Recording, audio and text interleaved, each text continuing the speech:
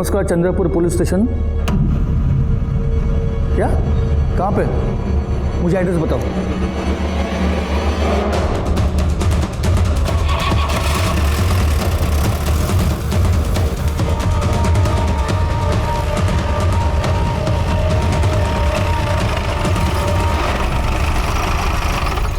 साहब, मेरा नाम ढूंढू है। हाँ। मैंने आप लोगों को फोन किया था। लाश कहाँ है? उधर आइए साहब, ये देख। कहाँ है? साहब, लाश थी यहाँ, मैंने अपनी आंखों से देखी थी। कहाँ है लाश? अरे थी तो क्या खुद चल के गई? जब मैंने आपको फोन किया तब यही थी। फिर मेरी मोबाइल की बैटरी खत्म हो गई थी, मैं चार्ज करने चला गया। सब सच कह रहा हूँ।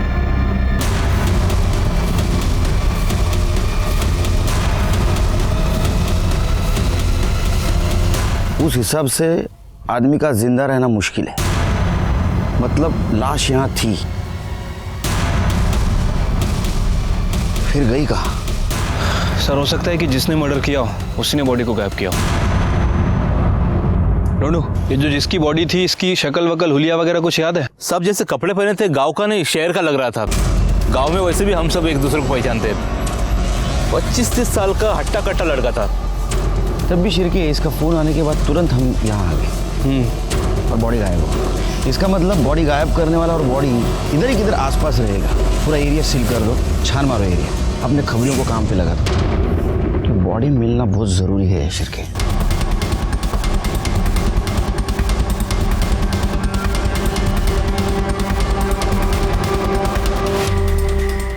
अब ये हो सकता है कि कोई जंगली जानवर खा गया हो या फिर किसी गांव वाले ने। सर, डेड बॉडी का पता चल गया है। चलो ढूंढू को बुलाओ। Yes sir.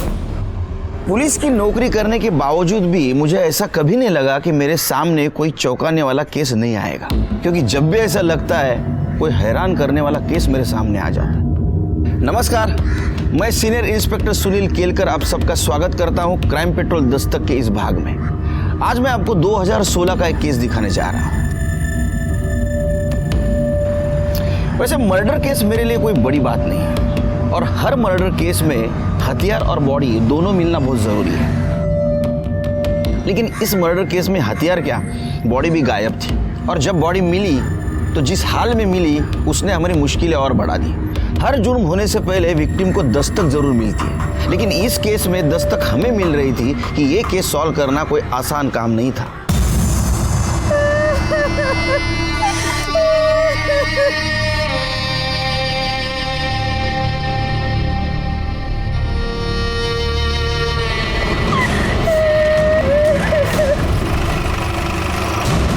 सब यही वो बॉडी है जिसके बारे में सुबह मैंने बताया था आपको।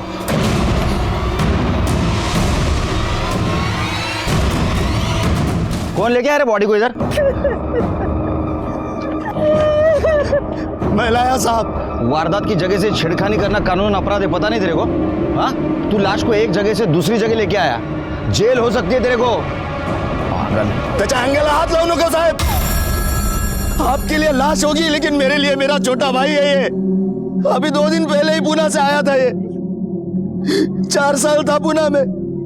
मैं गया था इसे स्टेशन लाने के लिए। आया तभी कितना खुश था ये। दादा, गांव में तो कुछ नहीं बदला। अरे नहीं रे, अभी देख सारे बूढ़े बच्चे दिन भर मोबाइल पे लगे रहते हैं। अच्छा, पूरा का पूरा गांव बदल गया है अभी।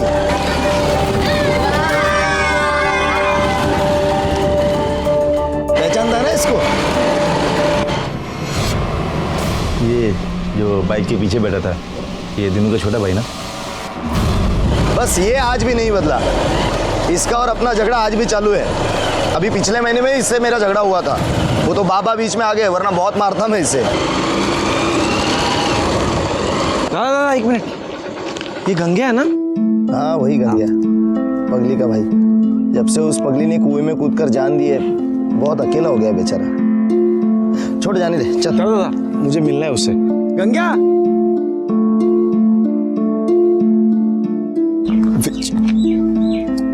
अरे विजय,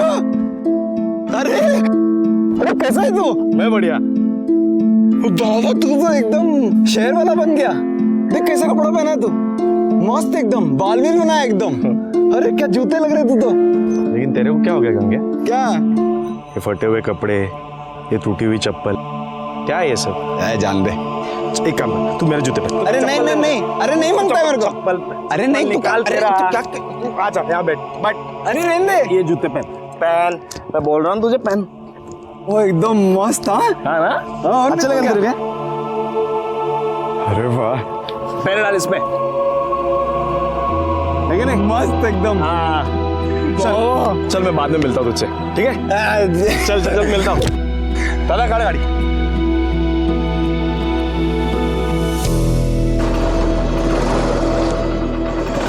दादा अभी तो बताओ क्यों बुलाया मुझे?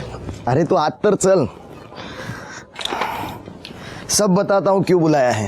दादा घर तो बहुत बढ़िया बनाया आपने।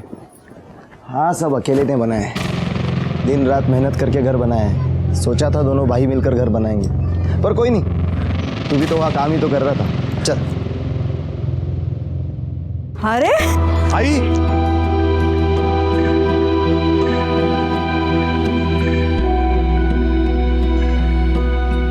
बाबा ये आपके लिए कैसा है? ना क्यों लेके आया सबके लिए? आई वो छोड़, ये तेरे लिए कैसा है बता। छान आहे हा? कोई नहीं, ये तुमच्यासाठी। अरे इसकी क्या जरूरत थी? नहीं जरूरत है। अरे कौन कहता रे विजू शहर जाके सबको भूल गया? देखो तो सबके लिए कुछ ना कुछ लेके आया वो। मंजरी दाई के लिए भी साड़ी लेके आया हूँ, जब मिलने जाऊंगा ना तब दे दूंगा।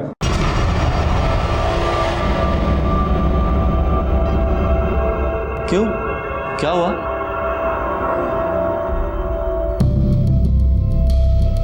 अरे मंजरी दाई यहीं पे है, आप लोगों ने मुझे बताया नहीं। मंजरी दाई ये साड़ी तेरे लिए। क्यों, क्या हुआ? सब ठीक तो है ना? ठीक नहीं है, ठीक करना पड़ेगा, इसीलिए तुझे यहाँ बुलाया है। मतलब आखिर हुआ क्या है? कोई प्रॉब्लम है क्या? बेटा तुझे तो पता है इसकी शादी में दहेज के 5 लाख रुपए देने थे। 3 लाख हमने दे दिए, 2 लाख देने बाकी थे। अब इसके ससुराल वालों ने बोला है कि 2 लाख रुपए दे दो, वरना तब तक इसको यहीं अपने ही घर में रहने दो। ये गया था बात करने के लिए, लेकिन तू जाता है, इसका गुस्सा बात बनाने के बजाय बिगाड़ के आ गया। अब तुम ही कुछ कर लो। बाबा आप चिंता मत करो, मेरे पास अभी 50,000 है, मैं कल जाके उनको दे दूंगा और बात कर लूंगा। नहीं विजू बेटा, बात पैसे की नहीं है, वो तो हम भी कुछ ना कुछ कर लेंगे। इसके गर्म खोपड़ी से जो बात बिगड़ गई है ना, उसे जाके संभाल के आ। देख तू शांत है, पढ़ा लिखा है, तू समझदारी से बात करेगा तो वो लोग समझ जाएंगे, मान जाएंगे वो लोग। ठीक है बाबा, आप टेंशन मत लो, मैं कल जाके बात कर लूंगा। ताई तू काळजी करू नकोस, मी आहे ना। सारी गलती मेरी है, मैंने इसे भेजना नहीं चाहा था उनके पास। ये बात करने गया था साहब उनसे। ये देखो, देखिए क्या करके रख दिया उन्होंने। अरे सुलह नहीं करनी तो ना करते, मारा क्यों मेरे भाई को? क्यों मारा मेरे भाई को? ये देखो, तुम्हारे भाई को किसने मारा ये पता करना पुलिस का काम है, और जिसने भी विजू को मारा होगा उसको सजा जरूर होगी। अभी हमको बॉडी को पोस्टमार्टम के लिए ले जाने दो। एम्बुलेंस से बोलो। ओ साहेब, विजू का शरीर यहाँ से कहीं नहीं जाएगा। अरे मुझे इसकी मौत के मुआवजे का पूरा 5 लाख रुपए मिलना चाहिए, उसके बाद ही ये शरीर यहाँ से हिलेगा। देखो, साबित होने नहीं होने से मुझे कोई फर्क नहीं पड़ता, मुझे बस मुआवजे की रकम चाहिए। पागल हो गया क्या? देख ऐसा कोई कानून नहीं है जिसमें। ओ साहब, मैले कानून नका सीखू, आपको पता नहीं है ना तो जाओ पता करके आओ। 1959 में भी ऐसा ही केस हुआ था, जहां मेरे दादाजी पर मर्डर केस लगा था। तभी इसी पंचायत ने मेरे दादाजी को मरने वाले के घर वालों को 500 रुपए मुआवजा देने के लिए मजबूर किया था। आपको झूठ लगता है? यकीन नहीं होता मेरी बात पर? मुखिया जी यहीं पर खड़े, पूछ लीजिए उन्हीं से। साहब इस मामले में मैं आपकी कोई मदद नहीं कर सकता। दीनू बराबर बोलून राहिला है, तो मुआवजा मिलने के बाद ही अंतिम संस्कार हो पाएगा।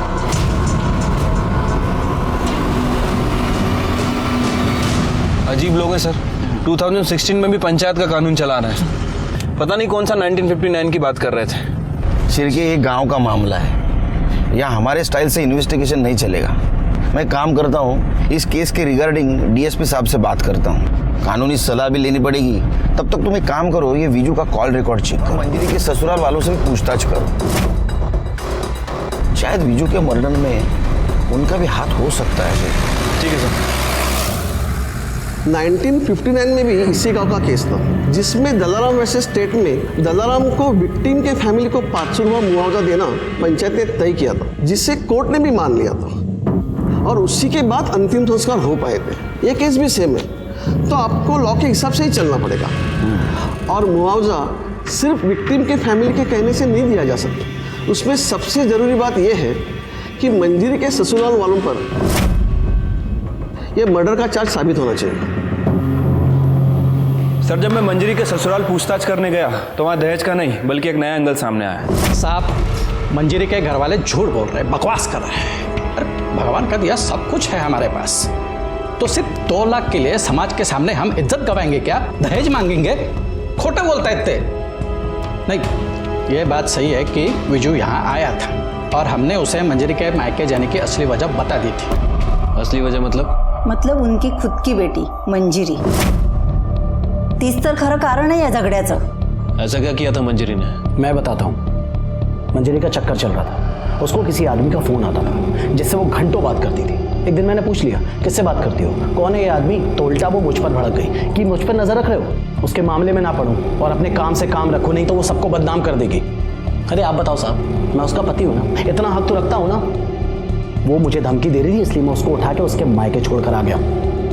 उसके बाद आया उसका भाई विजू, मैंने उसे सारी बात बता दी। उसका भाई पढ़ा लिखा और समझदार था, बात को समझा और उसके बाद वो चला गया। अभी बताओ हम लोग क्यों मारेंगे उसको? और जब हमने उसको मारा ही नहीं तो किस बात का 5 लाख का मुआवजा? 5 लाख के हम 5 रुपए नहीं देंगे किसी को। सर, अब बात सच है या झूठ इसका तो पता नहीं, लेकिन यह है कि अकड़ बहुत है उन लोगों में। मतलब उल्टा मंजरी के कैरेक्टर पे इन्होंने उंगली उठाई। एक काम करो शिरके, मंजरी के कॉल रिकॉर्ड चेक करो, उससे पता चल जाएगा ये झूठ बोल रहे हैं सच। वैसे सर, मुझे लग रहा है कि दीनू हमसे कुछ ना कुछ छुपा रहा है, हमें गुमराह करने की कोशिश कर रहा है। मतलब दीनू और दीनू की फैमिली के बारे में गांव वालों से हमें पूछताछ करनी पड़ेगी और ये भी पता लगाना पड़ेगा कि 1959 में जिस फैमिली के आदमी का मर्डर इसके दादाजी ने किया था, उनका स्टेटस क्या था। मतलब शिरके ये एंगल इग्नोर करके नहीं चलेगा हमें। विजू के कॉल रिकॉर्ड का क्या हुआ? सर, वो अभी तक तो नहीं आया है, मैं फॉलो अप कर रहा हूँ।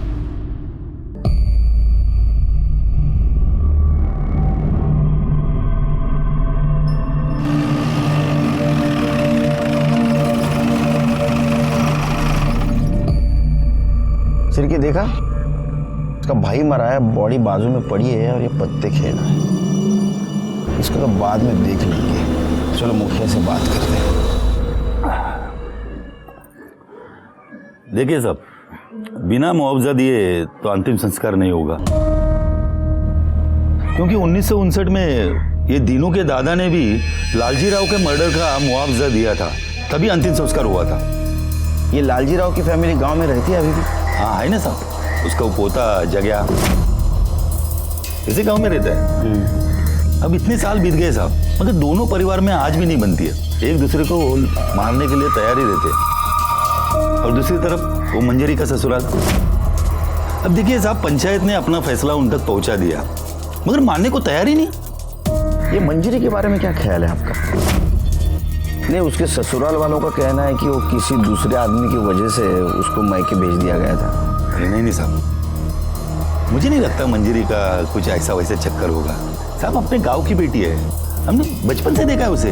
एक गांव छोटा है साहब, एक दूसरे की खबर रहती है। अगर ऐसा कुछ होता तो मुझे तो जरूर सुनाई देता। साहब मुझे तो लगता है कि ये सब वो दीनू और उसके परिवार की गलती है। गलती मतलब? अब देखिए ना साहब, एक आदमी शादी करते समय जात बिरादरी औकात देख के शादी करता है। अगर तुम जात बिरादरी औकात से बाहर निकलोगे और ऐसा दिखावा करोगे तो ये सब ऐसा ही होगा ना साहब। मैं समझा नहीं। मतलब साहब, मतलब मैंने सुना है ऐसा कि लड़के वालों ने अपने औकात के हिसाब से 5 लाख रुपए मांगे थे इनके पास, मगर ये आज तक दे नहीं पाए। इसलिए मंजूरी को उसने मैके लाके छोड़ दिया। अरे खोटा बोलो रहने दे, झूठ बोले वो लोग। मैंने मेरे बीजू को मारा, अब मेरी बेटी को बदनाम कर रहे हैं वो लोग।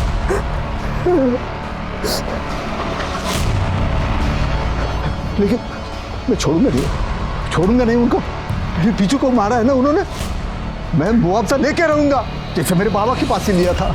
तुम्हारे पिताजी ने जग्गा के फैमिली को मुआवजा दिया था, लेकिन फिर भी तुम्हारी दुश्मनी खत्म नहीं हुई। तुम्हें ऐसा नहीं लगता कि जग्गा ने बदले की भावना से उसे मारा होगा? उस पर शक नहीं होता तुम्हें? नहीं, क्योंकि लालजी राव के परिवार में कोई बचा ही नहीं है। हाँ, एक लंगड़िया बचा है, उसकी हिम्मत नहीं मेरी परिवार की तरफ आंख उठा के देखे। तुमने बॉडी के घाव को नहीं देखा, जिस तरह से मारा है ना, ऐसा लगता है दुश्मनी निकाली। ये जग्गा रहता कहाँ है?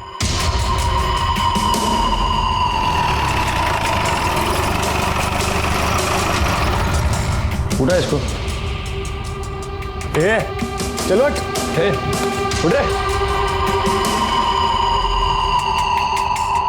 साहब। आप क्या हुआ साहब? पार्टी हुई कल रात यहाँ। किस खुशी में? दुश्मन का बेटा मर गया खुशी में। साहब वो नहीं, वो कल रात में कुछ दोस्त लोग आ गए तो बस। बीजू को क्यों मारा? क्या मैंने नहीं मारा साहब? और साहब मैं काहे को मारूंगा बीजू को? और जिस दिन बीजू मरा उस दिन तो साहब मैं गांव में था भी नहीं, अब नागपुर गया था किसी काम से। अब चाहो तो पूछ लो साहब किसी से भी। तेरी परमिशन लेनी पड़ेगी पूछताछ के लिए। शिरके चेक करा।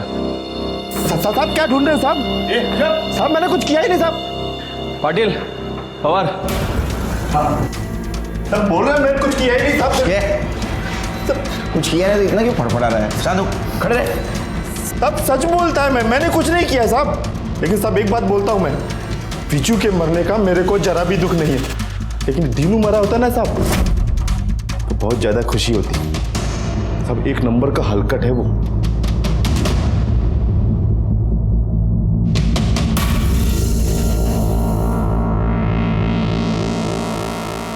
सर कुछ नहीं मिला। शिरके इसके नागपुर के डिटेल्स चेक करो और इसका बैंक क्रॉस वेरीफाई करो। गांव से बाहर नहीं जाने का? नहीं जाएगा साहब, मैं काहे को जाएगा?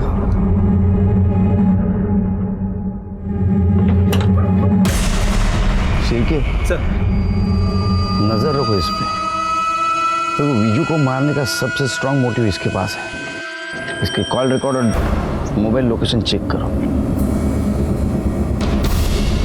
शिरके बॉडी की हालत खराब होने से पहले कुछ करना पड़ेगा हमको। लेकिन सर हम क्या कर सकते हैं? 24 घंटे कोई ना कोई आदमी बॉडी के पास रहता ही है। ऐसी हालत में पोस्टमार्टम भी नहीं करवा सकते।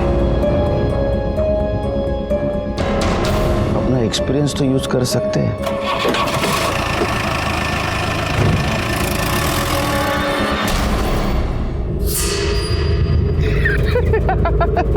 देख देख देख देख देख देख देख कैसा बैठा है। तेरे को पता है पुलिस आई थी मेरे घर पर मिला कुछ भी नहीं। ये साला लाश को सड़ा के बैठा हुआ है, ये सोच के कि मंजरी के ससुराल वाले इसको 5 लाख रुपया देंगे। पता चला 5 लाख तो छोड़, 5 लाख भी नहीं दिया।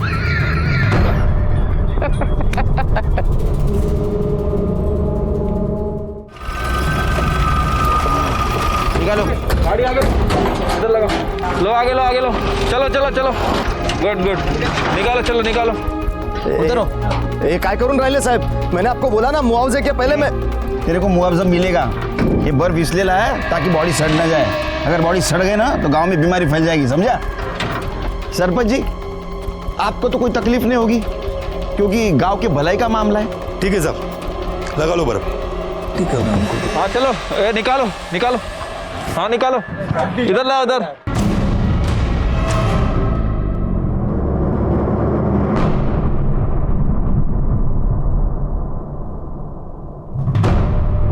सर शिरके ये घाव देख के लगता है कोयते से मारा है, और जिस फोर्स से मारा है लगता है बदला लिया है। हो सकता है सर। वैसे इस तरह के हथियार लोग गांव में अक्सर यूज करते हैं, जो खेतों में काम भी आते हैं और जरूरत पड़ने पर हथियार भी बन सकते हैं। नहीं तो मुझे क्या लगता है शिरके, एक काम करना पड़ेगा। Sir sugar? अरे रहने दे यार, एनर्जी आती है। हाँ, तुम क्या बोल रहे थे? सर ये वीजू के कॉल रिकॉर्ड है। इनके हिसाब से गांव आने के एक दिन पहले दीनू ने वीजू को नहीं बल्कि वीजू ने दीनू को कॉल करके बुलाया था। वो हमसे झूठ बोल रहा था सर। झूठ बोलने की कुछ वजह हो सकती है, इसमें दिख रही है वजह? हाँ सर, ये देखिए, ये एक नंबर है जो गांव आने के बाद वीजू अक्सर बात करता था और फोन लोकेशन के हिसाब से वीजू की लोकेशन मंजरी के ससुराल की दिखा रही थी और ससुराल से वापस आने के बाद उसने इसी नंबर पे बात की थी। इस नंबर के बारे में इंक्वायरी निकाली तो पता चला कि पूना का नंबर है और किसी ज्योति के नाम रजिस्टर्ड है। एक और बात सर, ससुराल से वापस आते वक्त उसका फोन रात 8 बजे से सुबह के 5 बजे तक इसी लोकेशन पर था और इसी लोकेशन पे उसका फोन स्विच ऑफ भी हुआ। बैटरी भी तो डाउन हो सकती है। शिरके, दीनू के मुताबिक दोनों भाइयों में बहुत प्यार था।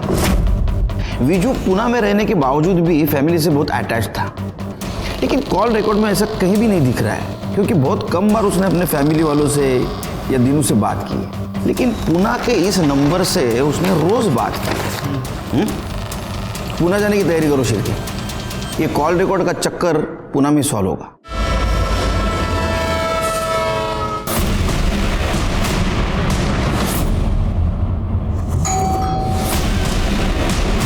जी, आप कौन? चंद्रपुर पुलिस से PSI शिरके। ये नंबर आपका? जी मेरा है। आपसे कुछ बात करनी है। आइए। आप जानती हैं इसे?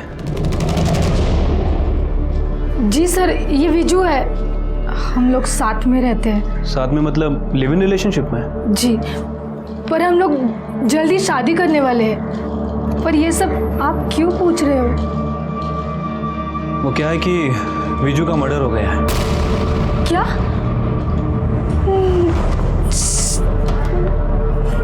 ये कैसे हो सकता है सर?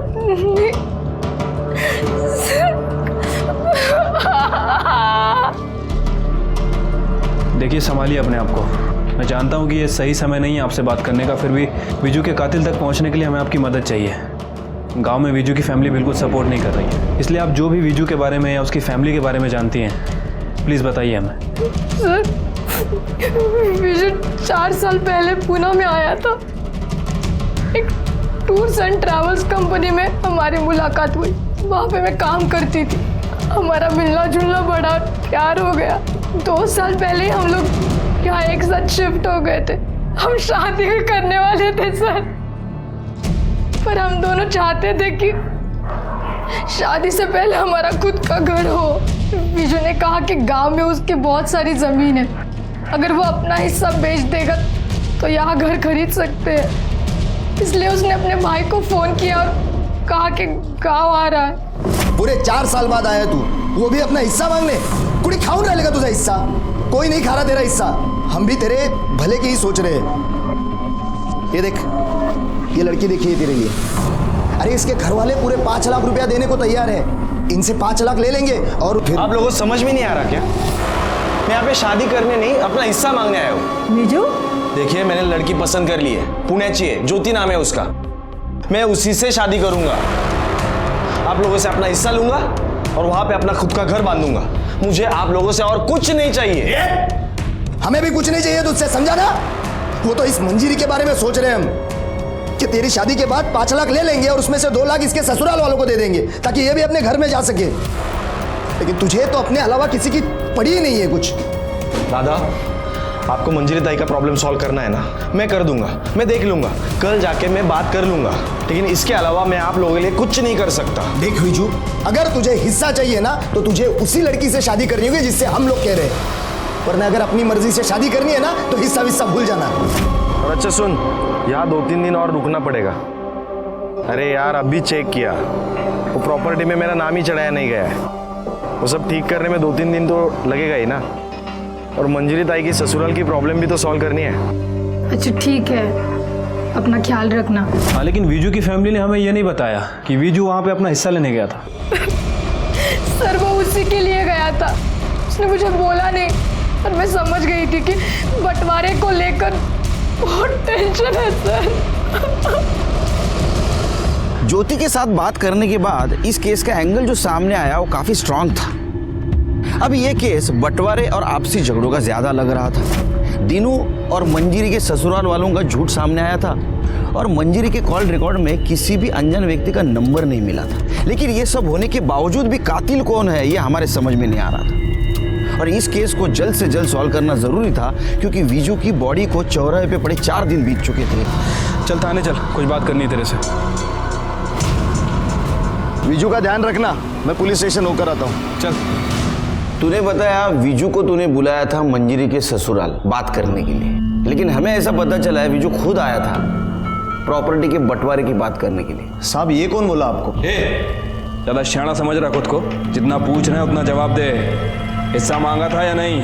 साहब हिस्से की तो बात ही नहीं आती है साहब। वो तो 4 साल से पूना में है, यहाँ 4 साल से मैं खेती कर रहा हूँ। सारी की सारी रसीद मेरे नाम पे, और आप तो जानते ही है जो खेती करता है उसी के नाम पे जमीन होती है। और ऐसा नहीं भी हुआ तो विजू इतना लालची इंसान नहीं था, उसे पैसों की क्या जरूरत साहब, वो तो अच्छा खासा कमा रहा था वहां पर। जरूरत थी, वो शादी करना चाहता था, उसको घर बनाने के लिए पैसे चाहिए थे, है ना? ओ आत्ता मले समजून राहिले ते पूना वाली लड़की ने आपके कान भरे है ना? आप हो क्या है पूना? नहीं साहब, विजू भी दिन भर उसके साथ फोन पर लगा रहता था। उसे क्या लगता है वो हमसे हिस्सा मांगेगी और हम दे देंगे? एक फूटी कौड़ी तक नहीं देंगे साहब उसे हम। साहब मैं आपसे भी कहता हूँ, इधर उधर पूछताछ करने से कुछ नहीं होगा। आप सीधे मंजीरी के ससुराल वाले से जाकर सख्ती से पूछिए, आपको सब सच पता चल जाएगा। आपका काम हो जाएगा, मुझे मुआवजे की रकम मिल जाएगी और मैं विजू का अंतिम संस्कार कर सकूंगा। तू पुलिस को सलाह देगा, हमें सिखाएगा? हमें पता है क्या करना है क्या नहीं। हो तू सच बता, तेरा हाथ है या नहीं? तेरा अगर इसमें हाथ निकला ना तो तेरा अंतिम संस्कार कर दूंगा। सर मुझे लगता है कि इस दीनू ने सिचुएशन का फायदा उठाया होगा, क्योंकि जिस तरह से इस दीनू का नेचर है, आई एम श्योर विजू के साथ इसका कोई ना कोई बात को लेकर झगड़ा हुआ होगा। और सर दूसरी तरफ है मंजीरी के ससुराल वाले, हो सकता है कि दीनू ने ही विजू को मंजीरी के ससुराल भेजा हो और विजू का मर्डर कर दिया हो। उसे लगा हो कि इस मर्डर का सारा इल्ज़ाम मंजीरी के ससुराल वालों पे आ जाएगा और वो साफ बच निकलेगा। ये शिरके, लेकिन ये दीनू के खिलाफ हमारे पास कोई ठोस सबूत नहीं। उसके खिलाफ अगर हमने कोई कार्रवाई की तो उसके सपोर्ट में जो गांव वाले हैं और जो मंजीरी के ससुराल के खिलाफ है वो सब हमारे खिलाफ हो जाएगा। तुम एक काम करो शिरके, कल मंजीरी के ससुराल के पड़ोसियों से पूछताछ करो, देखो कुछ क्लू मिलता है क्या। शक्कर बहुत कम है, चलो निकलते। शिरके वो, अरे बाबा गेला नहीं अजून? तुम्हारे ड्यूटी का टाइम तो खत्म हो गया। नहीं साहब, वो पुराने केस की मैं एंट्री ढूंढ रहा हूँ सर, मिल जाएगी वैसे चला जाऊंगा। Good night. Good night sir. Good night बाबा। Good night sir.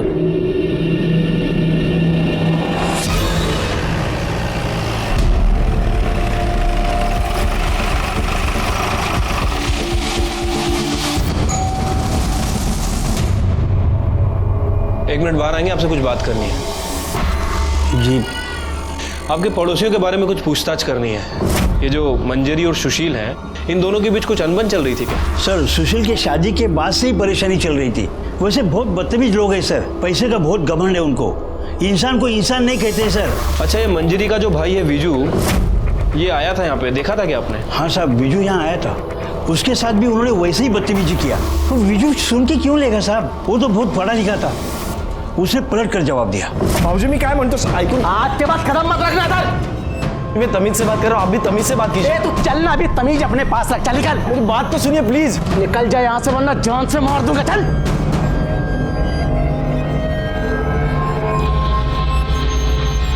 चल नीचे गए, चल चल। अरे सर मैंने आपको बताया तो था, उस रात बिजू बात करने आया था। नहीं, लेकिन तूने ये नहीं बताया कि उसके बाद का जवाब तूने उसको जान से मारने की धमकी से दिया था। क्या झगड़ा था उसके साथ, सच बता, वरना घमंड तोड़ना अच्छी तरह से आता है हमें। शिरकी सर उस रात बिजू आया था और मैंने उसको बताया कि बिजू मुझे पूरा यकीन है कि तुम्हारी बहन का चक्कर चल रहा है। मैं तुम्हें कॉल रिकॉर्ड्स भी दिखा सकता था, लेकिन वो इतनी शानी है ना कि साथ के साथ वो डिलीट कर देती है। मैं गलत हो सकता हूँ लेकिन पूरा घर गलत नहीं होगा। देखिए आप कुछ अलग कह रहे हो, मेरी फैमिली कुछ अलग कह रही है।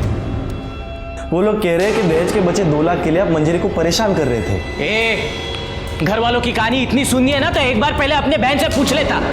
न जाने कहाँ कहाँ मुंह मार के आती है। 2 लाख क्या 2 करोड़ भी दोगे ना तो उस जैसी को हम अपने घर में नहीं रखेंगे, समझ ला। अभी यहाँ से निकल और दोबारा मत दिखना। देखिए, आपको जो कहना है मुझे कहिए, मेरे बहन के बारे में प्लीज तमीज से बात कीजिए। ए, तुझसे बात कौन करना चाहता है? दादा बात सुनो। ये वाला, चल। भाऊजी निकल भाऊजी चल, भाऊजी मी काय म्हणतो ऐकून आज के बाद खराब मत रखना सर। निकल जाए यहाँ से वरना जान से मार दूंगा। चल। उसके बाद वो वहां से चला गया सर। हम सच बोल रहे हैं। और हमने उसको नहीं मारा सर। हमें उसको मार के क्या फायदा? सर मुझे तो लगता है कि ये सब वो दिनों ने किया है। बहुत मक्कार इंसान है सर, किसी का सगा नहीं है वो। मंजरी के ससुराल वालों के पड़ोसियों ने हमें जो इन्फॉर्मेशन दी उसके मुताबिक हमने मंजरी के पति और देवर को इंट्रोगेट किया, लेकिन हमें उन्हें छोड़ना पड़ा क्योंकि उनके खिलाफ हमारे पास कोई सबूत नहीं था और हमारा केस फिर से वहीं आके रुक गया। और इधर विजू की बॉडी की हालत दिन ब दिन खराब होती जा रही थी। जैसे ये बात मीडिया को पता चली, ये केस लाइमलाइट में आ गया और हमारी मुश्किलें कम होने के बजाय बढ़ गई। मैं चंद्रपुर से रिपोर्टर नीतू, कैमरामैन अखिल के साथ धन्यवाद। अरे तूच समजून घेत नाहीस मला तर बाकीचे काय समजून घेणार? अरे तू देख रही है ना कितना टेंशन है। हाँ, न्यूज़ देख रही है ना, मीडिया वाले कितने पीछे लगे हमारे। अरे हाँ बाबा, पहुंच रहा हूँ आधे घंटे में घर।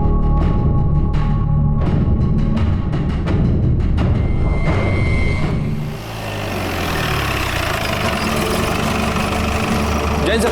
जय। शिरके, कल रात को मैं वो बॉडी के पास से गुजर रहा था तो एक आदमी को वहाँ बैठे हुए देखा मैंने। विजू का भाई भी नहीं था वहाँ, और कल रात कोई नहीं तो इसको पहले से देख रहा हूँ, वहाँ से बिल्कुल 1 मिनट के लिए नहीं हटता है। सर होगा कोई करीबी दोस्त या कोई रिश्तेदार। जैन सर। जैन सर, ये वही रजिस्टर है जो मैं रात को ढूंढ रहा था।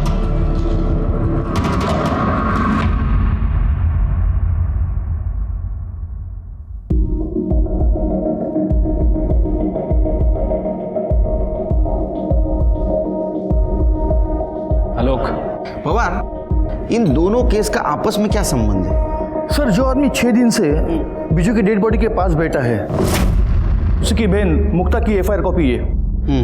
और सर, मुक्ता ने 4 साल पहले कुएं में कूदकर खुदकुशी की थी।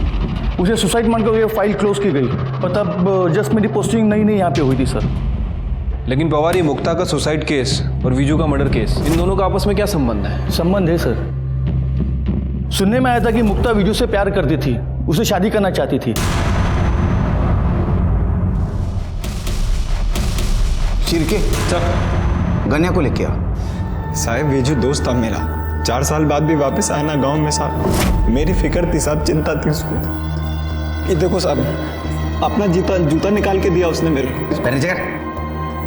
बहुत प्यार करता था साहब मेरे से, मैं भी बहुत प्यार करता था उसको। मैं कैसे मार सकता हूँ साहब अपने दोस्त को? अच्छा, ये वही दोस्त है ना जिसे तेरी बहन मुक्ता प्यार करती थी, शादी करना चाहती थी, और जब ऐसा नहीं हुआ तो उसने खुदकुशी कर ली। साहब, मुक्ता के बारे में पूरा गांव जानता था साहब कि वो एडी है, किसी से भी प्यार होता था साहब उसको। तो एक बार बोली बकरे से प्यार है मेरे को, बकरे से शादी करनी। मैं कह तो आप सोचो साहब, ऐसे बहन को मैं कैसे अपने दोस्त के गले बांधता साहब? एकदम दिमाग से कमजोर थी साहब, शादी के बारे में मैं सोच ही नहीं सकता साहब। पागलपने में कुएं में कूद गई। सच बोल रही है? सच बोल रहा हूँ साहब, मैं दोस्त था साहब मेरा, मैं तो मार ही नहीं सकता उसको। प्यार करता था मैं उसको, न खाना खाया जा रहा, न काम किया जा रहा। क्या काम करता है तू? हाँ साहब। काम क्या करता है तू? मैं साहब ये खेत में मजदूरी करता हूँ साहब, मैं लोगों के ये फसल लगाना काटना यही सब काम करता हूँ साहब। मैं गरीब आदमी हूँ साहब।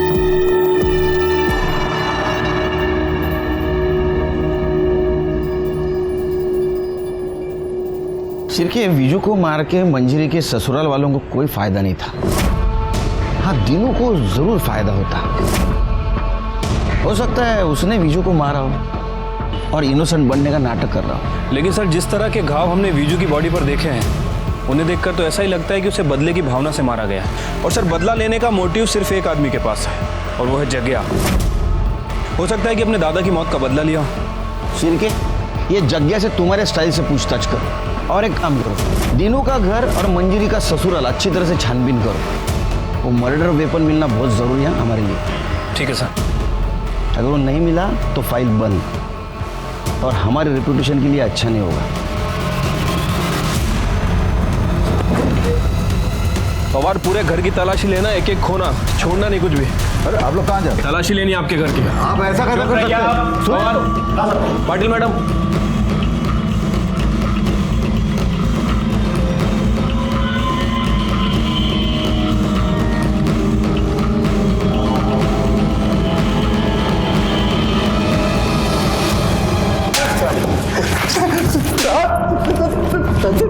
मार मार के तेरी खाल उधेड़ दूंगा। बोल भाई शपथ साहब, हमने नहीं मारा विजू को। साहब बोल रहा है, झूठ बोल रहा है साहब। अब कहीं को झूठ बोलेगा साहब? वो दिन हम लोग नागपुर गए थे, कैसे मारेगा साहब हम उसको? अगर पता चला ना कि तुम तीनों झूठ बोल रहे हो, खैर नहीं है तुम तीनों की।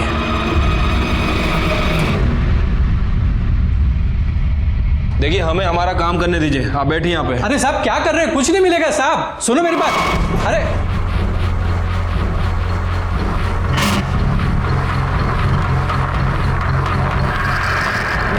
पवार, कुछ मिला? नहीं साहब, कुछ नहीं मिला।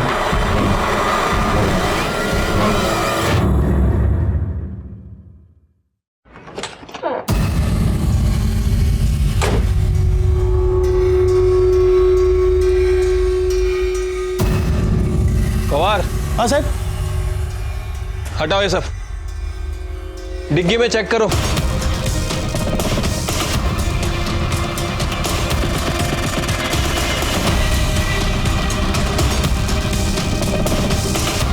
कुछ मिला? नहीं साहब, गाड़ी में कुछ नहीं मिला।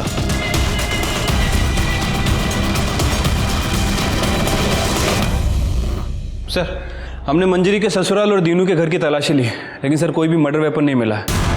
और वो जगिया के दोस्तों से भी पूछताछ की है। सर, उन सभी का यही कहना है कि उनने विजू को नहीं मारा है। सबके बयान को क्रॉस वेरीफाई किया है, सबकी एलिबाई को भी चेक किया है। उस दिन सब लोग नागपुर में थे।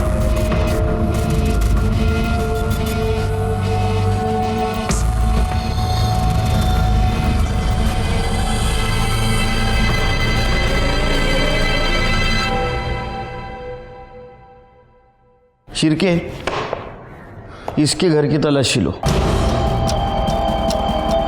गंगा का कहना था कि वो विजू का बहुत अच्छा दोस्त है। अगर अच्छा दोस्त है तो पिछले 4 सालों में उन्होंने बात क्यों नहीं की? और अभी 6 दिन से वो बॉडी के पास क्यों बैठा है? चलो पता कर दे इनकी दोस्ती किस टाइप की है।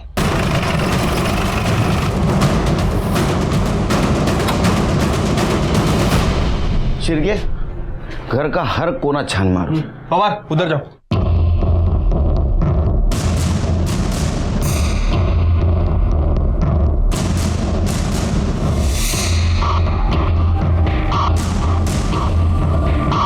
सर, कहीं कुछ नहीं मिला।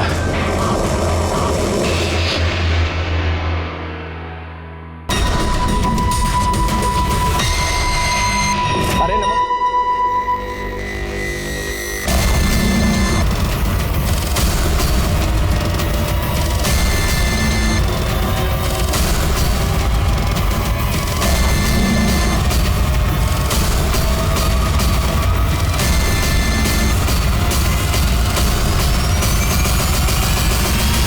हेलो, खोदो।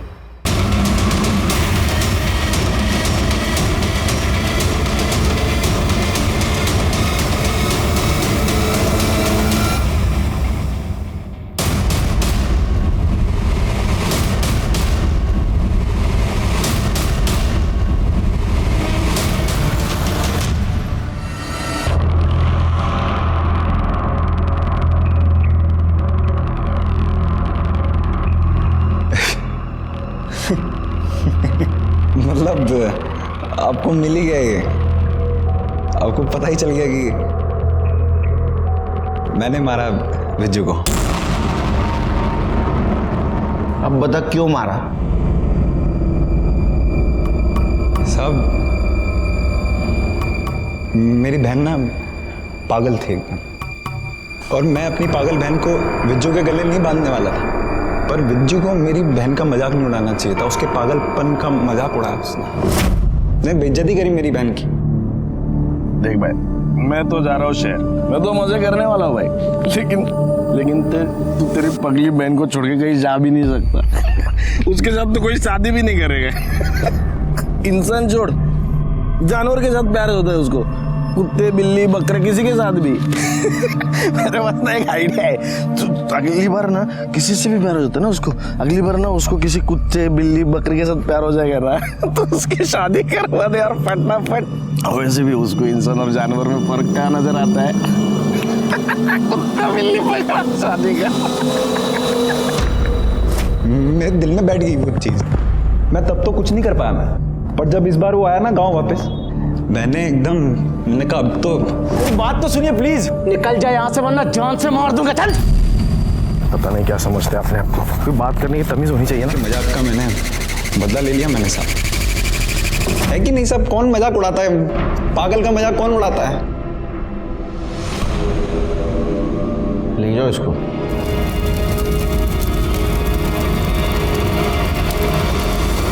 एक चींटी हाथी को भी नचा सकती है, कहावत तो सुनी होगी आपने।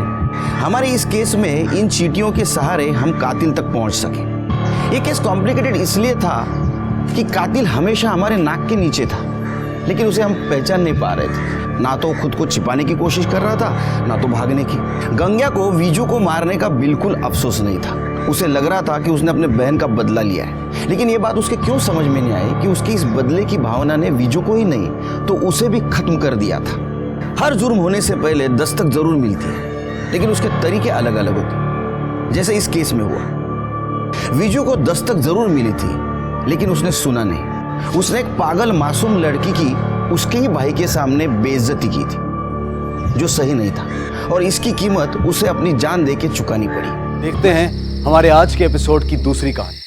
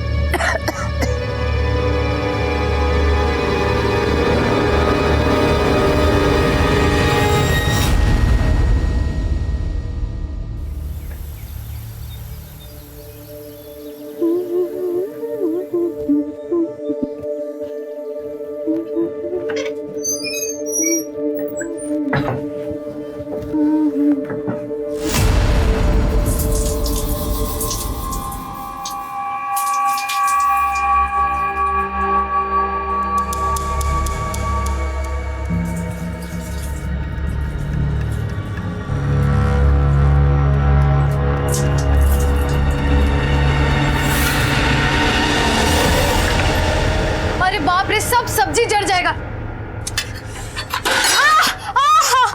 क्या हो गया? मामी देखो ना। चलो आओ अंदर आओ, अंदर आओ।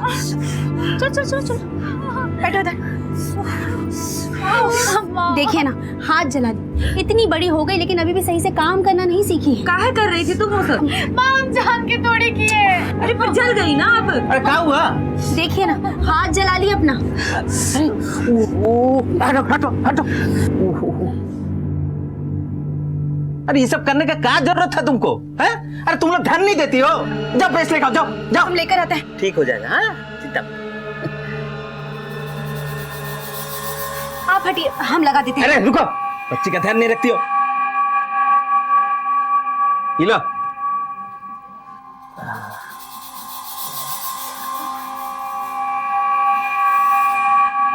ठीक हो जाएगा, हाँ ठीक हो जाएगा।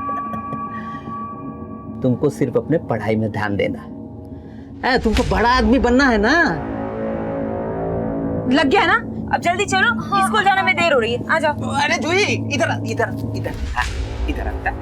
ये ले, ये ले। स्कूल में चाट खा लेना, ठीक है बिटिया रानी? चलो चलो, स्कूल में देर हो रही है। संभल के जाना बेटा। अरे बरखा रानी, कितना टाइम लगाओगी? आज ही स्कूल जाना है।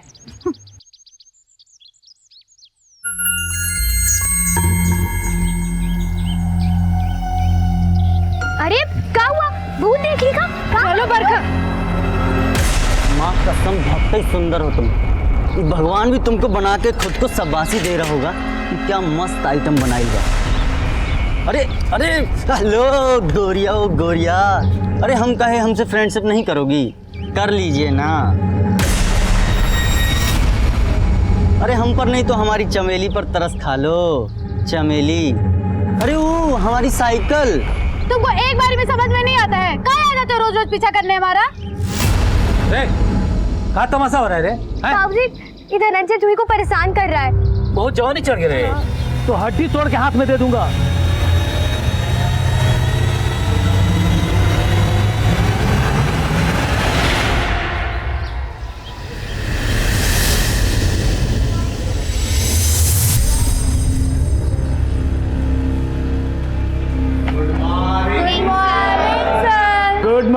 गुड मॉर्निंग बच्चों।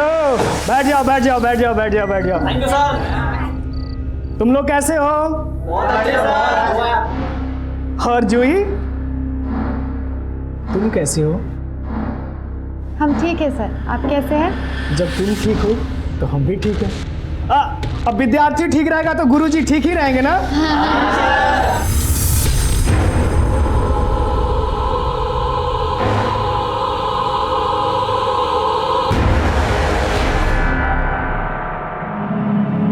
लो। ये क्या है? साड़ी काहे दे रही हो हमको? अरे पहनने के लिए और काहे के लिए? चलो अच्छा हम तैयार करते हैं। जाओ जाओ। अरे पर माँ बताते हैं।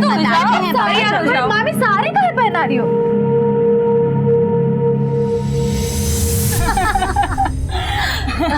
हमें तो पता ही नहीं था ममता कि तुम इस गांव में रहती हो। हम मिलने आए थे किसी और से और मिल गई तुम।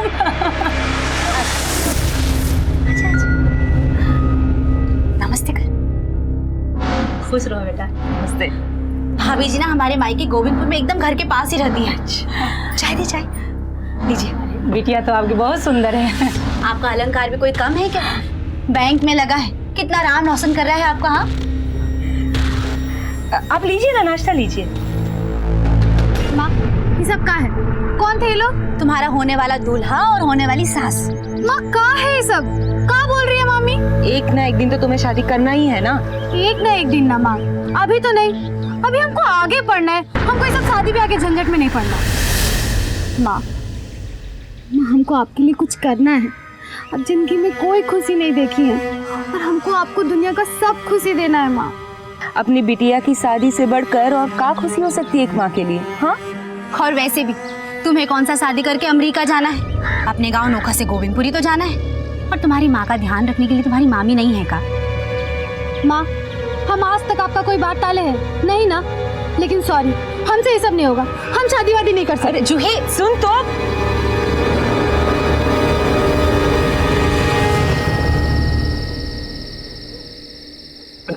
अपना नमक मर्चा छोड़िए और ये लीजिए लड्डू खाइए। स्कूल में तुम्हारे अम्मा मर गई है क्या?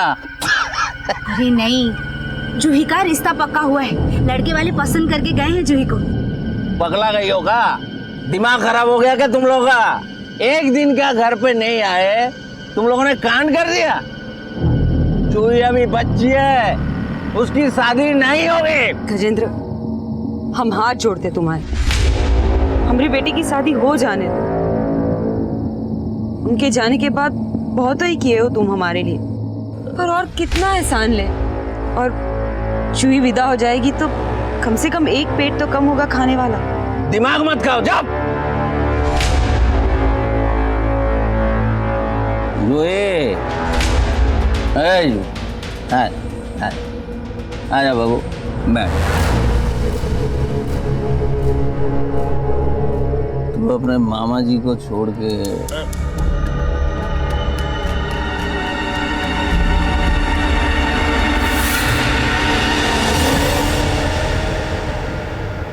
ये घर तुम्हारे लिए ठीक नहीं है, इसीलिए कह रहे हैं शादी कर लो।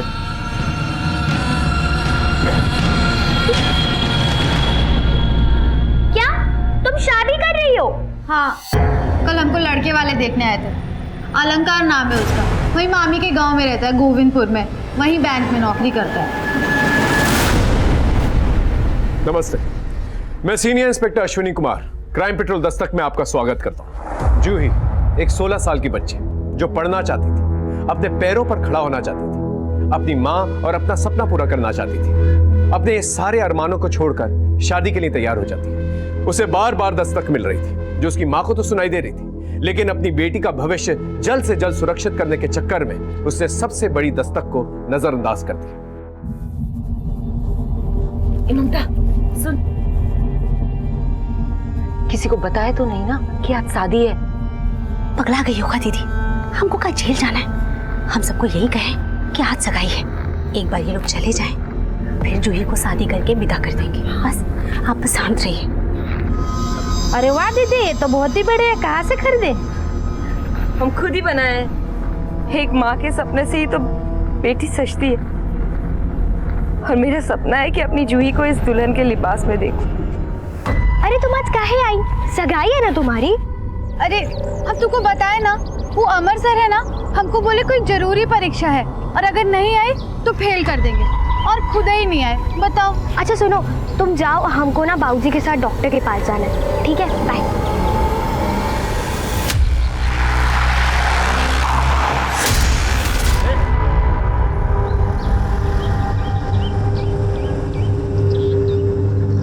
बहुत देर हो गई, स्कूल तो कब से छूट गया होगा। इनका भी फोन नहीं लग रहा है, पता नहीं कहाँ रह गए। हम देखते हैं। आपने जूही को कहीं देखा क्या? स्कूल गई थी सुबह, अभी तक लौटी नहीं है।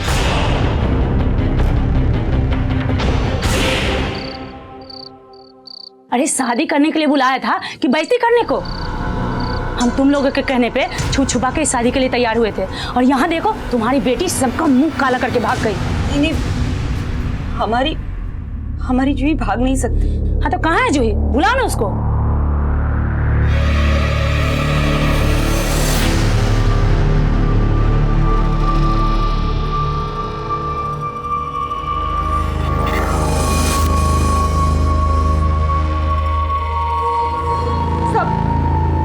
हमारी बिटिया को ढूंढ दीजिए ना, वो पता नहीं कहाँ चली गई है। नहीं में तो अब बैठिए। नहीं साहब, बैठना नहीं है, बस आप हमारी बिटिया को ढूंढ दीजिए साहब।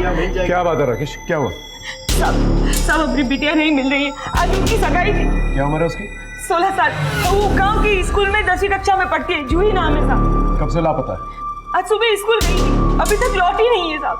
शायद वो सगाई नहीं करना चाहती, इसलिए भाग गई।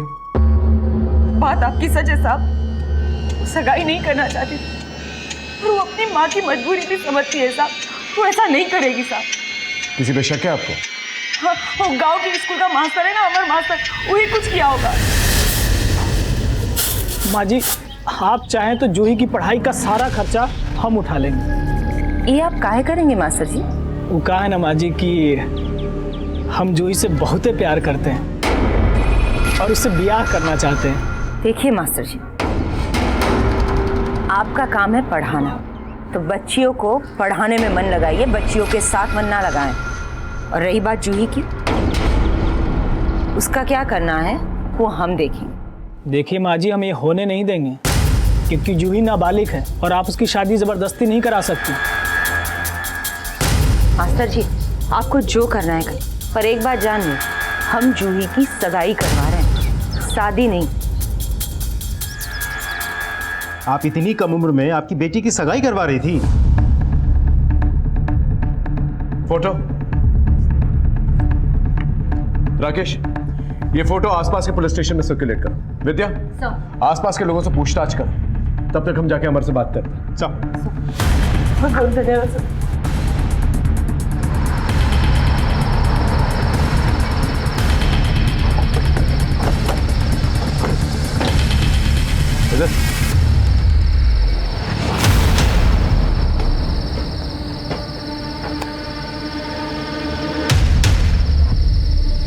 सर यहाँ तो ताला लगा हुआ है। उस पियोन से बात करते हैं, वो यहीं आगे कहीं रहता है। ठीक है, शर्मा तुम ये रुको, जा तो हमारा।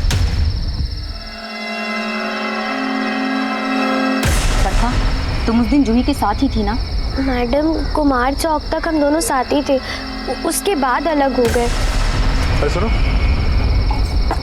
हाँ साहब, क्या हुआ? क्या बात है? तुम अमर के स्कूल के पियोन हो ना? हाँ साहब। ये अमर कहाँ है? साहब जब हम सुबह स्कूल जा रहे थे तो अमर सर को अपने घर से निकलते हुए देखा था। आज तो स्कूल भी नहीं आया। अच्छा एक बात बताओ हमको, ये जो अमर है उसका चाल चलन कैसा है? वो लड़की जूही के साथ देखे हो तुम कभी उसको? हाँ साहब, हम देखे हैं अमर सर को जूही से बतियाते हुए। जूही हमारी बात सुनो। जूही हमारी बात सुनो।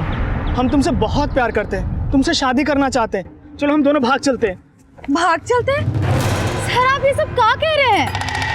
हम तुमसे बहुत प्यार करते हैं। हम आपसे प्यार नहीं करते हैं और आप भी ये सब बकवास बंद कीजिए। हमारी माँ जो हमें कहेगी हम वही करेंगे। जूही! राकेश एक काम करो, इस अमर का मोबाइल नंबर निकलवा, उसका लोकेशन ट्रेस करो। ठीक है।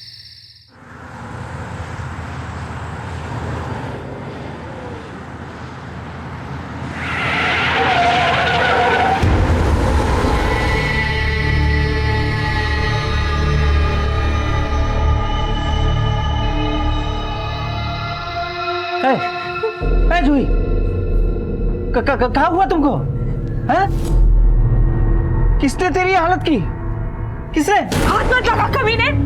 हाँ, हमने कुछ नहीं किया दीदी। आज देखा क्यों तुझे? छोड़ूंगी नहीं तुझे। नहीं दीदी, हमने कुछ नहीं किया दीदी। दीदी हमने कुछ नहीं किया। नहीं दीदी। आज तक तेरी जान लेके रहो। नहीं दीदी हमने कुछ नहीं किया। दोनों। हमने कुछ नहीं किया दीदी। कुछ नहीं किया। अपनी भांजी को गंदा किया और कह रहा है कुछ नहीं किया। शर्म नहीं आती? ये क्या कर रही है? छोड़िए इसे। आप छोड़िए साहब, ये राक्षस ने अपनी बच्ची को खराब किया है। मैं इसको जिंदा नहीं छोड़ूंगी। छोड़ दो साहब। छोड़िए। देखिए, अगर इसने कुछ गलत किया है तो इसे सजा जरूर मिलेगी।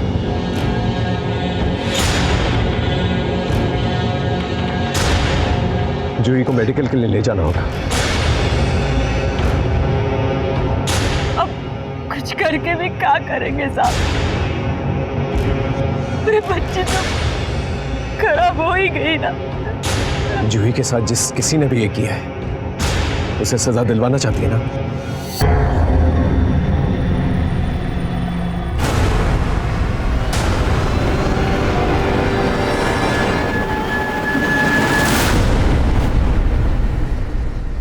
जी डॉक्टर साहब। बच्ची के साथ बलात्कार हुआ है और बहुत ज्यादा मारपीट भी की गई है। इसी वजह से बच्ची सदमे में है। नर्स, खाओगे तुमने बॉडी पर बलात्कारी के कोई निशान? I mean semen? जी। इसे प्लीज डीएनए टेस्ट के लिए भिजवा दीजिए। जी ठीक है। हम बच्ची से बात कर सकते हैं? जी।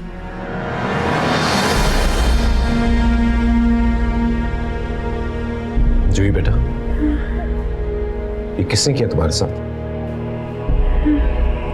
जूही, क्या तुम जानती हो उसे? जूही, क्या कुछ बोलना? जूही जवाब दो इनको कि कौन किया तुम्हारे साथ ही? जूही जवाब दे। संभालिए अपने आप को।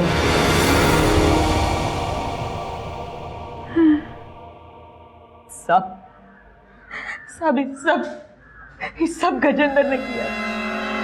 जूही के मामा ने। ये बात आपको जूही ने बताई? हम अपने भाई की नीयत जानते हैं साहब। जूही के बाबूजी के जाने के बाद हमने उसका आसरा लिया था और उसके बदले में वो जूही की आबरू लेना चाहता है।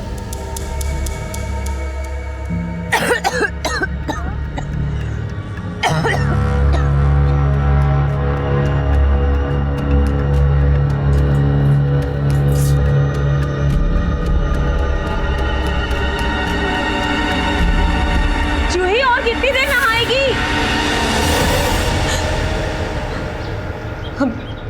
हम सब कुछ जानते हुए भी चुप थे साहब। क्या करते, कहाँ जाते अपनी जवान बेटी को लेकर? आप हमारे पास आ सकती थी, हमसे मदद ले सकती थी। इन बातों को नजरअंदाज करने की वजह से ही ये घटनाएं हुई। क्या यही वजह थी कि आप अपनी नाबालिग बच्ची की सगाई करवा ली? सिर्फ सगाई नहीं साहब, मैं तो सगाई के साथ साथ उसकी शादी भी कराने वाली थी ताकि इस जंजाल से उसे जीवन भर की मुक्ति मिल जाए। रिश्ता भी पक्का हो गया था साहब। जी बहुत बहुत धन्यवाद। दीदी अलंकार के घर वाले मान गए, किसी को कानो कान खबर भी नहीं होगी। वो लोग सगाई के बहाने आएंगे और हमारी जूही को ब्याह कर ले जाएंगे। भगवान मेरा लाख लाख शुक्र है। ये शादी वाली बात किस किस को पता थी? ये बात हम, ममता, जूही और अलंकार के परिवार वाले ही जानते थे कि हम सगाई के साथ साथ शादी भी करवाने वाले थे।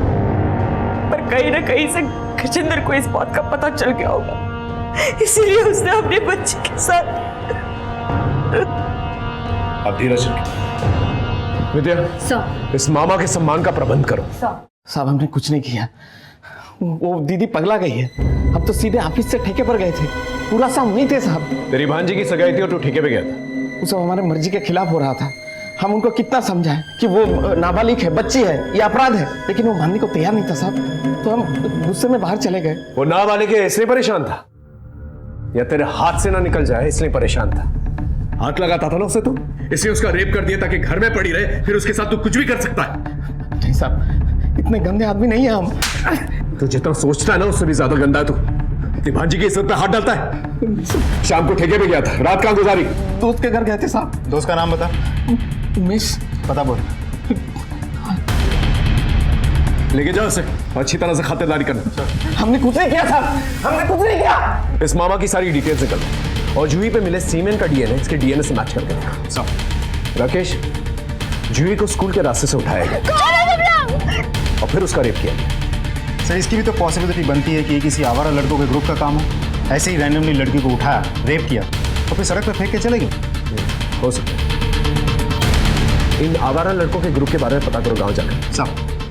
सर आपको इस मामा पे ही शक है? मामा पे भी और अमर पे भी, क्योंकि रैंडमली अगर किसी ने लड़की को उठाया होता तो उसे जिंदा नहीं छोड़ते, उसे मारकर फेंक देते। जिस किसी ने भी किया है उसे बेइज्जत करने के लिए किया है, ताकि उसके खानदान का नाम बदनाम हो सके। कोयला सिर्फ हाथ सेकने के लिए नहीं, बल्कि पूरे घर को जलाने के लिए जलाया गया है। मैं कम इन सर? हाँ विद्या, कम इन। सर मैंने अमर के बारे में पता किया है। सर उसका मोबाइल ऑफ है, उसके मोबाइल का लास्ट लोकेशन यही नोखा का है, और सर वो सगाई वाले दिन से ही फरार है। यही पता लगाना है कि सगाई वाले दिन ही ये सब क्यों हुआ। राकेश, अलंकार और उसकी फैमिली से जाके पूछताछ करते हैं, शायद कोई क्लू मिल जाए। हो सकता है कि अलंकार की फैमिली का कोई दुश्मन हो जो ये सब कुछ कर रहा हो और ना चाहता हो कि अलंकार और जूही की शादी हो। सब चल।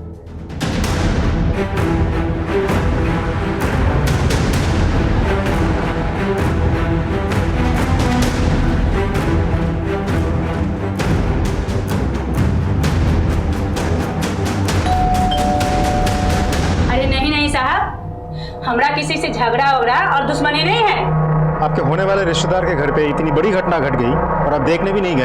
अरे हमको तो लगा था वो लड़की भाग गई, लेकिन अब जब वो अपना मुंह काला करके आई है तो हम उसके पास नहीं जाना चाहते हैं। अलंकार, तुम तो पढ़े लिखे हो, जूही के साथ जो कुछ भी हुआ तुम तो जानते हो उसमें उसकी कोई गलती नहीं। सर हम जानते हैं और हम जूही को भी गलत नहीं मान रहे। हम तो इस शादी के लिए भी तैयार नहीं थे। हमने कहा भी था कि अभी सगाई कर लेते हैं और जब जूही बालिग हो जाएगी तो हम ब्याह कर लेंगे, लेकिन उनकी माँ और मामी को ही शादी की जल्दी मची थी। देखिए साहब, शादी के लिए इसके लिए जल्दी मची थी कि उस लड़की का ना किसी के साथ में लफड़ा चल रहा था और उसका आशिक ने ना उसका जीना हराम कर दिया था। मतलब ये कि जब से हम उस घर पे रिश्ते का बात करके आए ना, तब से हमरे घर पे दिन रात फोन पे फोन कि वो लड़की अच्छी नहीं है, चरित्रहीन है, उससे शादी मत करो। साहब ये नहीं, हमरे घर पे वो लोग चिट्ठी फेंके पत्थर में बांध के।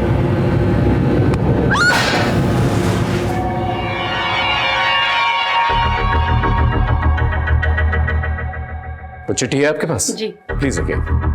वो नंबर भी चाहिए होगा जिस नंबर से वो फोन करते थे। लाइए।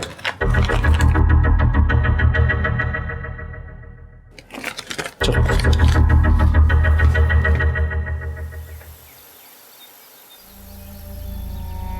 बेटिया मुख खोल।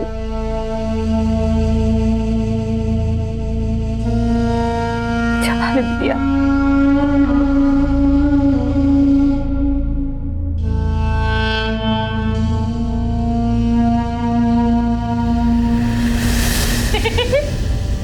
क्या माँ तुम भी कैसे खाती हो? तुम सब गिरा दियो, बच्चा हो क्या तुम?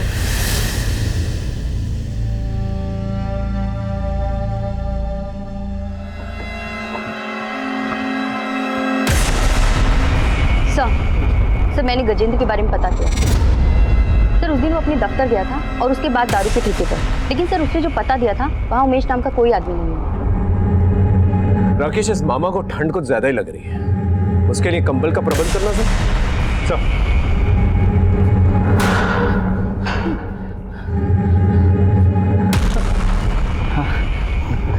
धन्यवाद साहब, हमको बहुत ठंडी लग रहा था साहब।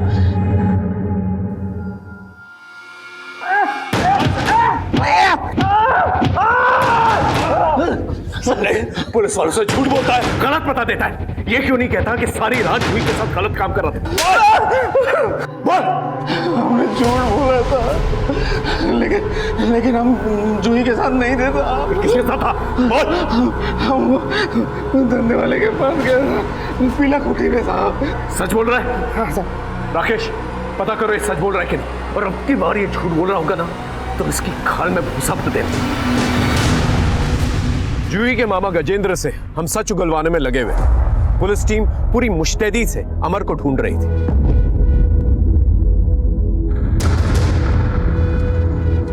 और अलंकार को जो फोन कॉल्स आते थे जूही के खिलाफ, वो नंबर हमने ट्रेस कर लिया था। वो नंबर धनंजय का था। नौका गांव के लोगों से पूछताछ करने पर हमें यह पता चला कि धनंजय जूही के साथ बदतमीजी पहले भी कर चुका था और उसके पीछे पागल था।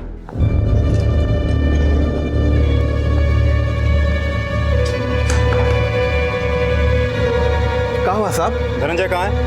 ये रहा। पर हुआ कहाँ साहब? वो नहाना है ना, हाँ? थाने ले जाकर नहलाएंगे हम तो। पानी फेंकने का बहुत शौक है ना तुझे? आज तुझे गंगा स्नान करवाता। राकेश चल।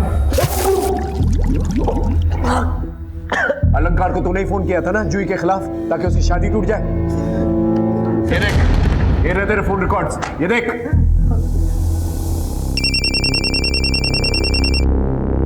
हेलो, हम शुभचिंतक बोल रहे हैं आपके, समझे हो?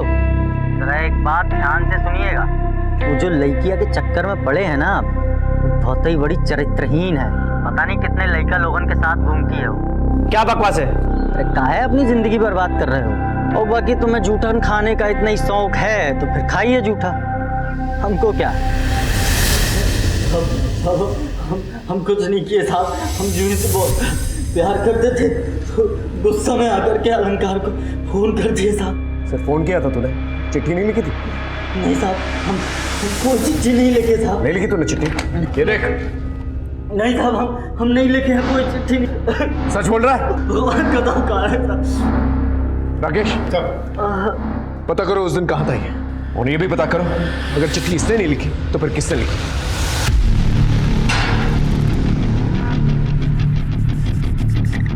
विजय भाग पूरी। अरे धरने से सारा चर्बी उतारते हम। मार मार के ना तुम्हारी बॉडी का एक हड्डी तोड़ देंगे। हाँ मुझे क्या नहीं? हाँ साहब धनंजय जूही के पैर में एकदम पगला गया था साहब। अम्मा कसम खा के कह रहा हम किसी की नहीं होने देंगे। ऐसा क्या करेगा भैया? कहा है ना मुन्ना, हम जिस पतंग के पीछे भागते हैं ना उसको लूटे बिना नहीं मांगते। आपका पतंग ना काबू का कट चुका है, अब तो ऊका डोर कोनो और के ही हाथ में है।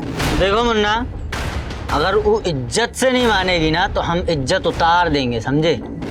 और फिर फटी हुई पतंग, जिसको लूटना है लूटे।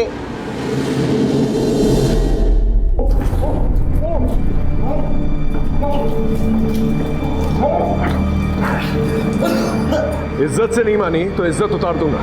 इसलिए रेप किया था ना उसका तूने, ताकि और किसी की ना हो पाए। नहीं साहब, हम कुछ नहीं किए साहब। पतंग लूटने का बहुत शौक है ना तुमको?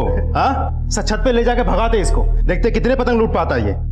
हम कुछ नहीं किए, हम तो जूही से बहुत प्यार करते थे।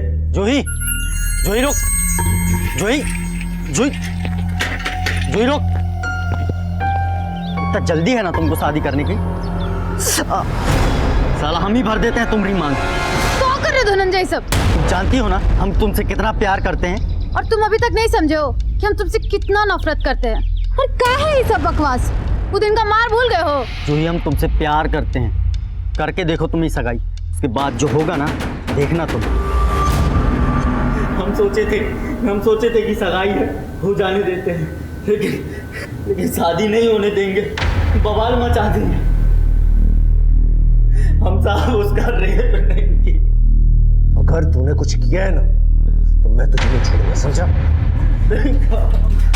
कुछ नहीं किया, हमें छोड़ दो साहब।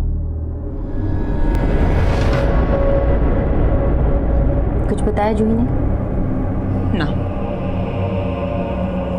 जिंदा लाश हो गई हमारी बिटिया, और लाश कभी कुछ बोलती है क्या?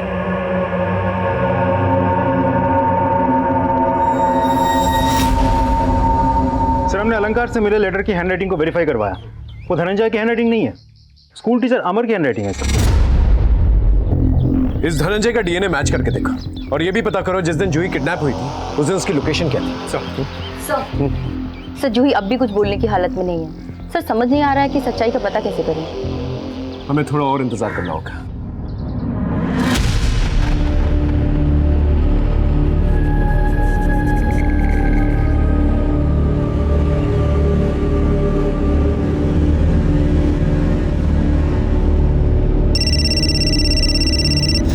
हाँ बोलो। नमस्ते सर, हम स्कूल के प्यून बोल रहे हैं। अमर सर अपने घर पे आ गए सर। ठीक है, ये अमर वापस आ गया, जाके उसकी खबर तो ले चल।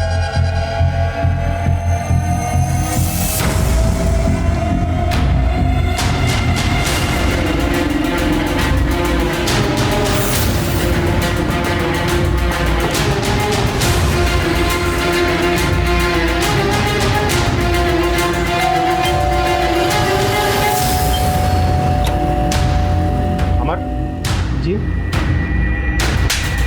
कौन सा दिन में चुपके बैठे थे बे तुम? क्या हुआ सर?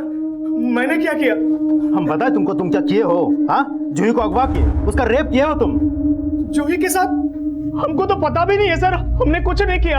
अपना रिश्ता लेके जूही के माँ के पास गए थे ना तुम? गए थे, लेकिन हम दूसरी जाति के हैं ना, तो उन्होंने साफ मना कर दिया। हाँ, मना कर दिया तो तुम सोचिए कि अलंकार के घर में धमकी भरे चिट्ठी फिकवा के उनको डराओगे, वो रिश्ता तोड़ देंगे।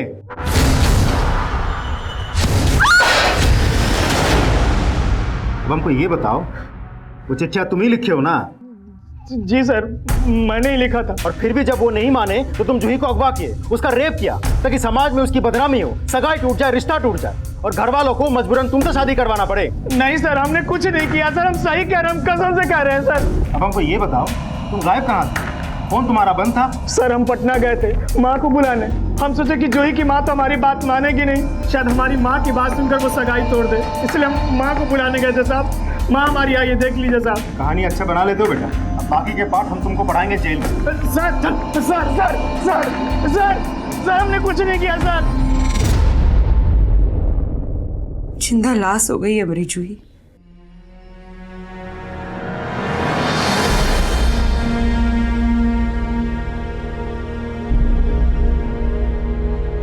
जूही, ये क्या कर रही हो तुम? परीक्षा सर पर है और गणित और विज्ञान की तो तैयारी भी नहीं हुई है। हर साल तुम फर्स्ट आती हो ना। देखो अगर तुमने पढ़ाई नहीं की ना तो कोई और बाजी मार ले जाएगा, फिर हमको मत बोलना। तुम ही कहती रहती हो ना कि तुम्हें पढ़ लिख कर कुछ बड़ा बनना है, अपनी माँ का नाम रोशन करना है, उनके सपने पूरे करने। तो अब क्या हुआ? ऐसे करोगी?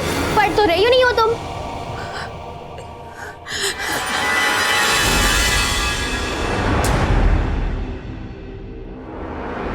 और तुम ही हमेशा कहती हो ना हम गोबर गणेश है, तो अब तुम क्या कर रही हो? बोलो।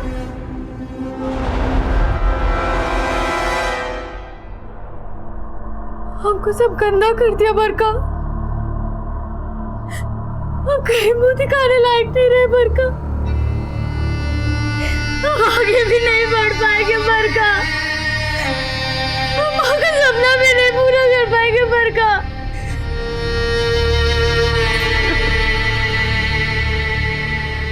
क्या हो गया हमरे साथ?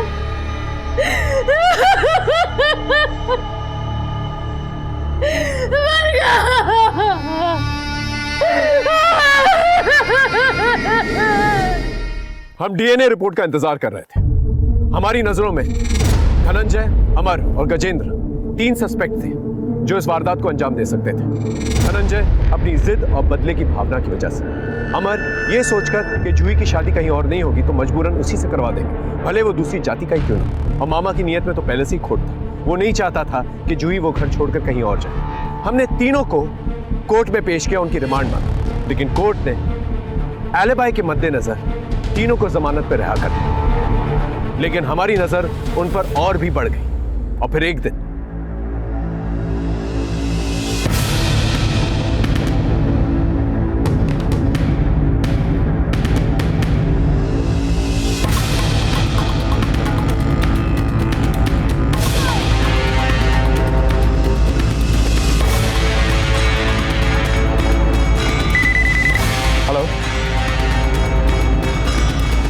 क्या ऐसा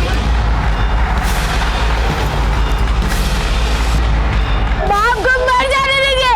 हम जब तक जिंदा रहेंगे ना तब तक आप कहीं मुंह दिखाने लायक नहीं रहिएगा माँ। मेरी बात तो सुन। जूही, हमारी बात ये क्या कर रही है? हट जाइए। दूर नहीं, हम कह रहे हैं, जला लेंगे अपने आप को। ठीक है।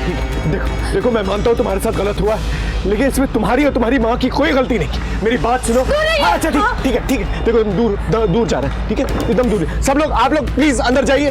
देखो कोई नहीं है, कोई नहीं है तुम्हारे पास। 2 मिनट के लिए मेरी बात सुनो, उसके बाद जो दिल में आए वो करना।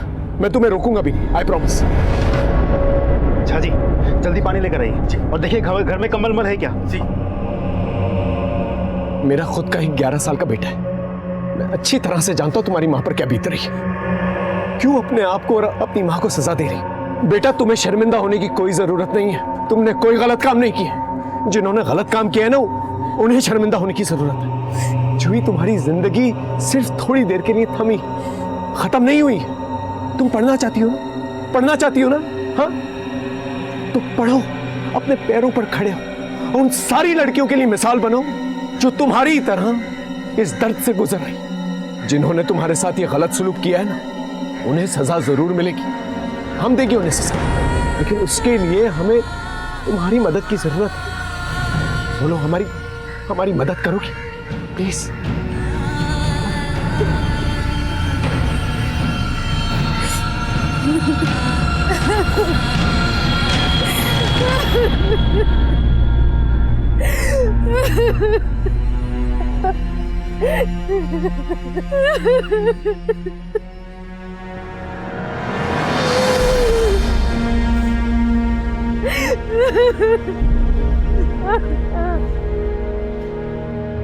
जी बेटा, जरा अच्छे से सोच के बता, वो लोग कौन थे?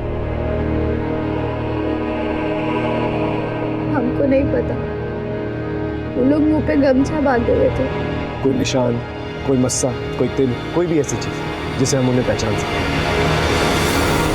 ठीक है, विस्तार से हमें बताओ उस दिन क्या हुआ। देखो, घबराओ मत, हम सब तुम्हारे साथ हैं। बोलो, तुम किसी को पहचान सकती हो?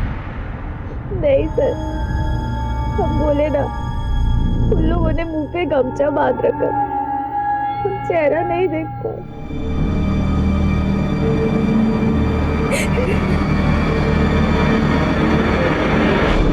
एक मिनट, क्या कहा था उन्होंने? कि आज शादी तुम्हारी है और सुहागरात हम मना रहे हैं, यही कहा था? लेकिन सबको तो ये पता था कि तुम्हारी सगाई है उस दिन। शादी के बारे में किस किस को पता था?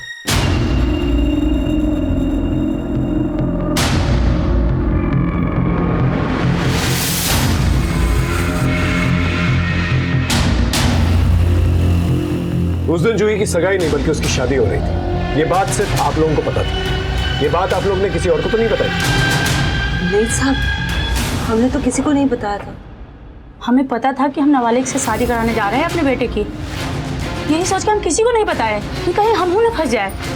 और सर, हमने भी किसी को नहीं बताया। बेटा, क्या ये बात तुमने किसी को बताई थी?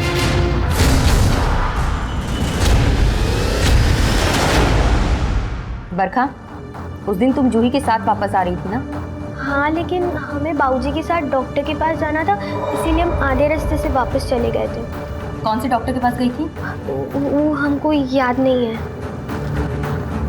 बरखा तो बच्ची है, वो भूल गई हो, लेकिन तुम तो बड़े, तुम्हें तो याद होगा ना, तुम तो वही थे। क्या बकवास कर रहे हैं आप? ऐसा कहाँ सवाल हमसे कर रहे हैं? हम किससे मिलते हैं, कहाँ जाते हैं, इससे जूही को क्या लेना देना है? तेरा लेना देना दोनों है, समझा? तूने ही जूही की किडनैपिंग कराई है, तू और तेरी बेटी दोनों इन्वॉल्व है ना? ये सब फालतू बात है। तू थाने में ठेके पे नहीं है, समझा? राकेश, ये प्रॉपर्टी पेपर्स, जूही के रेप के 2 दिन पहले तूने प्रॉपर्टी बेची थी 50,000 में। वो हमको अपने लिए पैसे की जरूरत थी। अपने लिए या भाड़े के गुंडे और भाड़े की गाड़ी के लिए, ताकि वो जूही को किडनैप कर सके? अब आप जो कहेंगे वही मान लेंगे क्या? ये हमारे हाथ में जो फोन लोकेशन और कॉल डिटेल्स है ना, इसके हिसाब से तूने भाड़े के गुंडों की मदद से जूही को अगवा करवाया। याद आया? ये हमारे तरीके से याद दिलाए तुमको। देख, अब सच बोल दे, तेरे उन गुंडों को ना हम लोगों ने पकड़ लिया है। उन्होंने कन्फेस किया है कि तूने ही पैसे दिए थे जूही की किडनैपिंग के लिए और उसका रेप करवाने के लिए। सच बोल, सच बोल। अब जो किए ना सही किए, जो जैसा करता है ना वैसा भरना पड़ता है। वो अलंकार हमारे घर हमारी बेटी को देखने के लिए आया था, लेकिन वो लोग जूही को दिखाकर उसको पटा लिए। हमारी बच्ची का सुख छीन लिए। अब जो किए गलत नहीं किए। सुकून जवाब ही नहीं दे रहा। ऐसा तो नहीं कि जानबूझ के फोन नहीं उठा रहा, और अब उठाएगा भी नहीं। क्यों? वो अलंकार जूही के साथ शादी कर रहा है। ये तू क्या कर रही हो? सही कह रहे हैं हम, वो खुद ही बोली हमको आके। अच्छा है ना, तुम सगाई कर रही हो, 2 साल तो हो ना हमारे साथ। नहीं बरखा, हमारी सगाई नहीं हो रही है, माँ हमारी शादी करवा रही है, लेकिन तुम किसी से कहना मत, माँ ने मना किया, समझी? अच्छा तो ऐसा है, दूध लाए हम, उबाले हम, मलाई निकाले हम और चट कर जाए वो लोग। वाह भैया, दूल्हा खोजे हम, अब पटा लिए वो जूही के लिए। तो हम जूही को ही खराब कर देते हैं ना।